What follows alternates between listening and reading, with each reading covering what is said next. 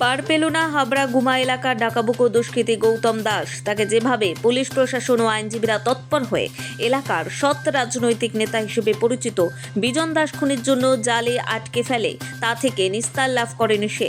ফলশ্রুতি বারাসত আদালত তাকে 1.5 বছর অতিক্রান্ত হওয়ার আগেই যাবজ্জীবন কারাদণ্ডের সাজা শোনালো।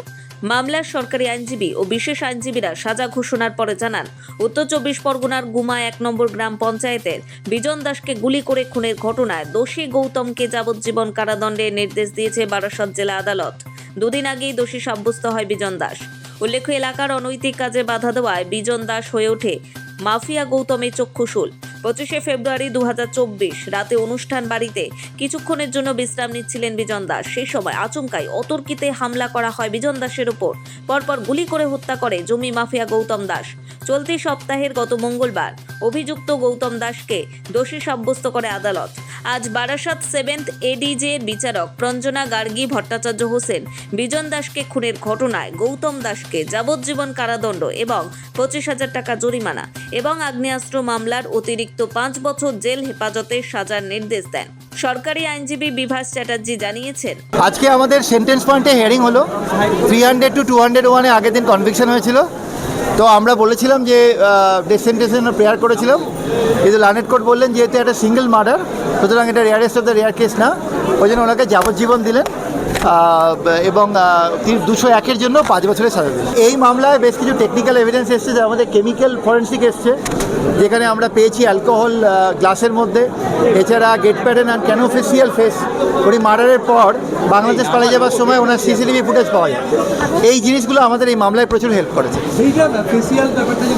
ক্র্যানোফেসিয়াল বলতে আমাদের নাকের ঠিক মিডল থেকে এই অংশের আর এই অংশের যে ডিস্টেন্স হয় এবং আমাদের যে পুরো শেপটা হয়, এটা প্রত্যেকটা মানুষের জন্য ইউনিক।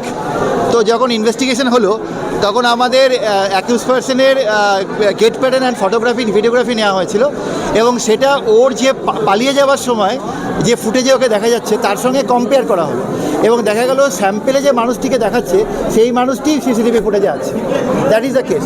বাংলাদেশে পালিয়ে যাওয়ার বিষয়টা যদি বলে, হ্যাঁ, ও প্রায় 1 মাসের কাছাকাছি বাংলাদেশে পালিয়ে গেছিলো, এবং এটা আমাদের বেঙ্গল পুলিশের সবচেয়ে বড় সাফল্য যে ওকে বাংলাদেশ থেকে, বিশেষ যখন বাংলাদেশে ওরা পালায়, ওরা এমন ধরনের কিছু অ্যাপ ব্যবহার করে যার মাধ্যমে আমরা আইপি পাওয়া বা আমাদের ট্রেস করা খুব কঠিন। তো সেই ক্ষেত্রে ভেবেছিল যে হয়তো কোনোদিনও পুলিশের হাতে আসবে না, বাট আলটিমেটলি প্রায় 1 মাসের মতো সময় লেগেছে। তাতে আমাদের ইনভেস্টিগেশন একটু ডিলে হয়েছে, বাট ইনভেস্টিগেশন হ্যাম্পার কোনো মতে আমাদের হয়নি।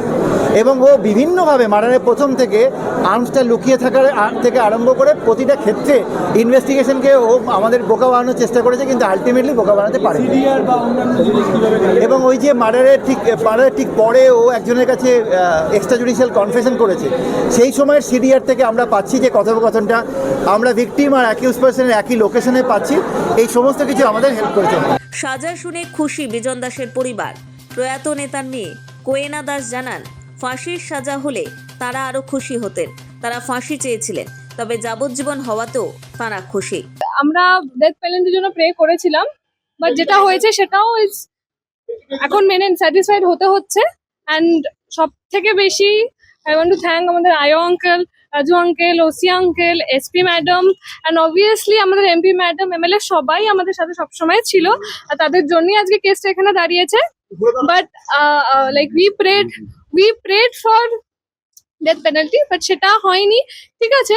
কিন্তু অ্যান্ড আগেন সবকিছু একজনের জন্যই এখন, মানে লাইক এভরিথিং সবাই একসাথে কাজটা করেছে। না, যখন গৌতম দাস জামিনে ছিল তখন আপনাকে সাক্ষী চলাকালীন হুমকি দেওয়া হয়েছিল, হ্যাঁ, থ্রেটেন করা হয়েছিল, তারপরে বেল ক্যান্সেলেশন হয়েছে। বলা হয়েছিল যে আমাকে সরে আসতে, আমাকে উনি বলেছিলেন যে, হ্যাঁ গৌতম দাস বলেছিলেন, প্লাস উনি লোক দিয়ে বলিয়েছিলেন। ইভেন রাত্রেবেলা আমাকে কল করে থ্রেট করা হয়েছিল, যেদিন আমার সাক্ষী ছিল তার আগের দিন, যে সাক্ষী না দিতে আমাকে তোমার বলেছিল যে পিছিয়ে আসতে কেসটা থেকে, অনেক কিছু বলেছিল। কেন, তুমি কি উইটনেস ছিলে? আমি সাক্ষী ছিলাম, আমি কমপ্লেনার কেসে।